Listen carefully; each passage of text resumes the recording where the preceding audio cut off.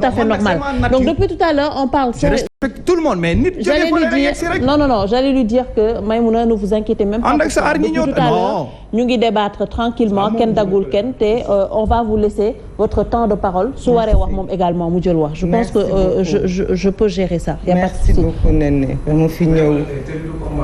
dama fi ñëw ci sama tour ak ci turu coalition Yewwi Askan Wi. di leen waxal di leen fi teewal. comme ni nga ko waxee ma jóge ci visiter ji sunu mandataire national ñu jàpp ko yóbbu ko section de recherche séquestré ko parce que foog naa booy jàpp da ngay jàpp ko def dara Cheikh Omar nee na léegi ndax dama jóge ci manifestation bi foog naa balaa nit di manifester da nga ko may mu génn këram manifestation bi ñu ngi ko woote woon place de l'Obélisque ñun ñoo ko woote place de l'Obélisque mais tey Sénégalais yëpp seetlu nañu ni gisuñu kenn ku manifester place de l'Obélisque ce qu'on a vu c'est à partir de 12h30 ay nit yoo xamante ne jóg nañu fekk leen ci seen ay différentes bërëb ñii ci seen i kër depuis le matin Ousmane Sonko ñii ci seen i kër Barthélémy Diaz ñii ci seen i siège Déthié Fall ak ñun ñi Yewwi ñu nekkoon fa di réunion ñu tere ñu génn ci mbedd mi bay manifester donc balaa nga naan manifestation day fekk nga manifester parce que nit kenn mënu ko arrêter ci intention. Yëkkatil sa micro tuuti Maïmouna. nit kenn mënu ko arrêter ci intention ci ay acte la ñuy jàpp nit. nit da nga koy jàpp ci ay acte li ñu gis tey mu nekk loo xamante ne kenn kese moo ci nekk responsable ñaar. muy ñan. muy Macky Sall bu fi téeméeri nit deewoon Macky Sall moom moo leen rey. avec son ministre de l'Intérieur Antoine Diome et je pèse mes mots parce que nag nee na dañ nekk ci réew moo xam ne judduwul tey Sénégal du Yewwi Askan Wi moo ko jur ce pays est né c'est une nation démocratique les gens se sont toujours levés battus pour maintenir la démocratie la liberté de manifester qu'on réclame aujourd'hui président Macky Sall l'a réclamé en 2011 on l'a réclamé avec lui en 2012 aujourd'hui on se retrouve en 2022 ñu bañal ñu ko ñu nekk ay légaliste nag. parce que dañ ñu ko interdire ñu dugal recours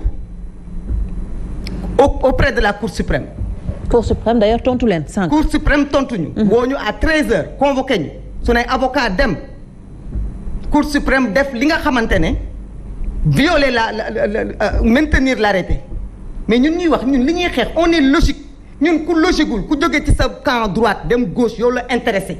mais ñun depuis 2011 qu'on se bat ici ci logique la ñu nekk logique bi ñu doon xeex te Macky Sall di ko xeex ak ñun xam nga mooy lan mooy que benn arrêté mënul nekk au-dessus de la constitution mooy ne constitution moo ñu tënk ñun ñëpp ñun même combat boobu la ñuy mëne lu waaye mën a neex nit nga tudd Ablaye Wade nga tudd Macky Sall nga tudd Abdou Diouf tous les combats démocratiques qui ont été menés dans ce pays qu'on se dise la vérité c'est pour faire respecter notre constitution ñun nag bu ñu nammee dem ba nga xamante ne dañuy xool suñu bakkan yi wala di xool ay plumes ñuy laisser ci combat bi pour ne pas faire respecter la constitution qui nous lie cette constitution qui fait qu'on soit une nation qui fait que nee na ay sa ñu accepter ñun ay nit nekk ci seen kër ñu tere leen déplacé wu nekk ci seen kër ñu tere leen yóbbu seen ay doom école nekk ci seen kër ñu tere seen ay jànk dem marché ñëw dugg toog nekk ci seen kër ñu tere leen dem julli ji jumaa ñu accepter ko parce que on est dans une république.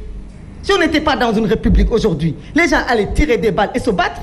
Parce qu'au nom de quoi on peut empêcher des citoyens yoo xamante ne ils ne sont victimes d'aucune interdiction de circuler, de quitter leur domicile. Depuis ce matin, c'est ce qu'on a vu. Depuis 8h30, les gens sont assiégés dans leur maison. nga jàpp ne que dañoo salfaañe ak yelleef ñu ma jàpp ni c'est un précédent dangereux. ma jàpp ni ñun xeex nañu fi 2011. oui fàtte xaju fi dañu doon xaar place de l'Obélisque wala place de l'Indépendance dañu jàpp.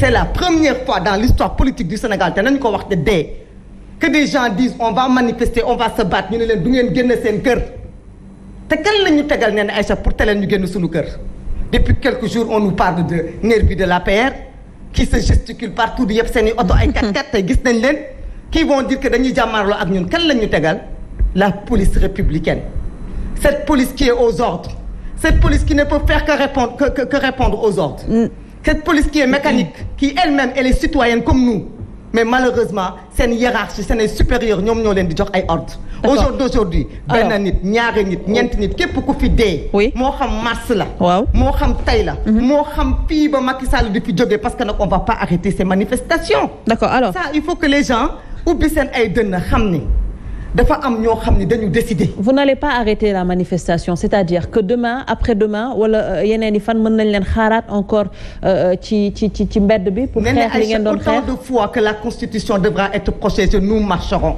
Nous manifesterons, nous déposerons des demandes de manifester. Mais sànq da nga situer la responsabilité ci président de la République ak son ministre de l'Intérieur Antoine Félix Diome ñu dégg Abou Diallo moom carrément wax ni que la responsabilité elle est partagée indexée directement du doigt vous leader politique lan ngay répondre ci loolu déjà. Abou Diallo est libre de parler parce qu'on est en démocratie. Abou Diallo a le droit de dire ce qu'il veut même si certains dans leur maison trouvent que c'est des bêtises. Je le lui concède parce qu'on est en démocratie, on n'est pas en dictature. Mais Abou Diallo ne pourra pas m'empêcher moi de dire ce que je pense parce qu'on est en démocratie. C'est cette démocratie que nous défendons.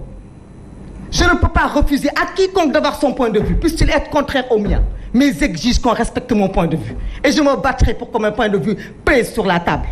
Aujourd'hui, comment peut-on mettre à dos may ma tuuti rek ma ne pour qu'il soit naka la ñu mën a merci beaucoup Cheikh Omar parce que wax bi dafa am solo. Abou Diallo n'a pas entendu s'il te plaît Abou non non s'il te plaît non s'il vous plaît Abou xam nga may mun a Abou notre première rencontre non ci indiscipline la posé woon hôtel Ngor Diara Abou Diallo mais dama ni bi muy def xalaas non avant que ngay xalaas la question mais c'est qui m'écrive non il y a beaucoup de personnes Abou, la question n'est pas là. J'ai averti, j'ai demandé que moi j'écouterai. S'il y a des bêtises.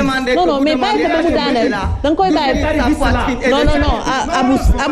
Abou non duñu dugg ci Abou. Elle dit n'importe quoi, c'est parce qu'elle n'est pas députée. Non, Abou. C'est parce que tu es dans une liste illégale.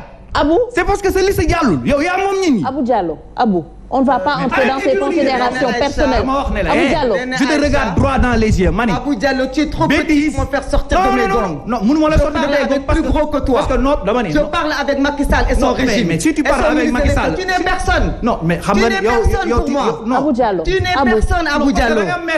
Vous êtes personne pour me les tontu. Non, je vais pas me rabaisser. Moi, je te connais. Je ne me couper le micro, Abou Diallo. Je ne me rabaisserai pas. S'il te plaît. Je ne me rabaisserai pas à le répondre. Abou Diallo. Abou. Je parle aux Sénégalais. On va pas t'attendre ça. Abou Diallo.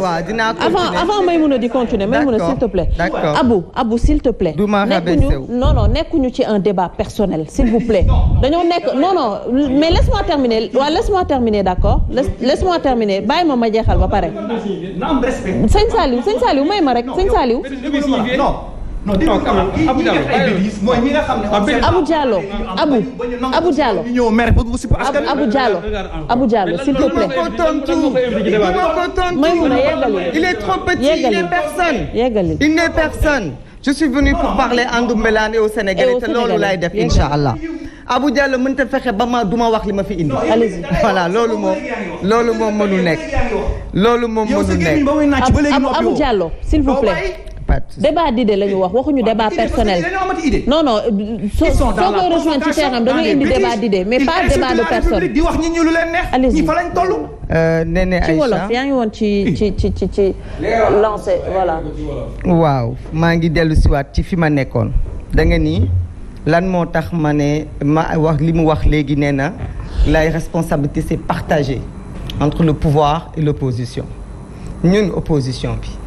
nga xam ne demande la ñu def information la ñu déposé ñu tere suñu leader yépp tey ñu génn ci seen kër nga bëgg ñu mettre sur la même balance ci li xew tey des forces de l'ordre yu quadriller le Sénégal je te parle même pas de Dakar on nous dit que des gens ont tiré à balles réelles sur des manifestants à Bignona on nous dit que des policiers ont tiré dans un dépôt où il y avait des matelas où il y a une fille qui n'était même pas concernée de nelaw de 16 ans ñu abattre ko. On veut nous dire que nous opposition nous politiques nous avons les mêmes responsabilités que ce pouvoir qui a chargé la police qui a mis les gendarmes dans la rue qui a les moyens de répression ñun ñoo yëpp ak ñoom pendant que ñun li ñu yoroon démb doon ko xeexee. te ñenn ñi. bokkoon ci ñun duma ko tudd parce que Abou Diallo. dama ñaan sànq bi may commencé ma ne. dafay toog ñu débattre non nañu dégloonte quoi s'il vous plaît ma ne dafay toog ñu débattre du dëgg bu ñuy débattre moom dafa man damay am yaatuwaayu dënn parce que ci démocratie lañ nekk déglu ko ma ne la dama lay ñaan nga organiser ce débat ba mu mën a déglu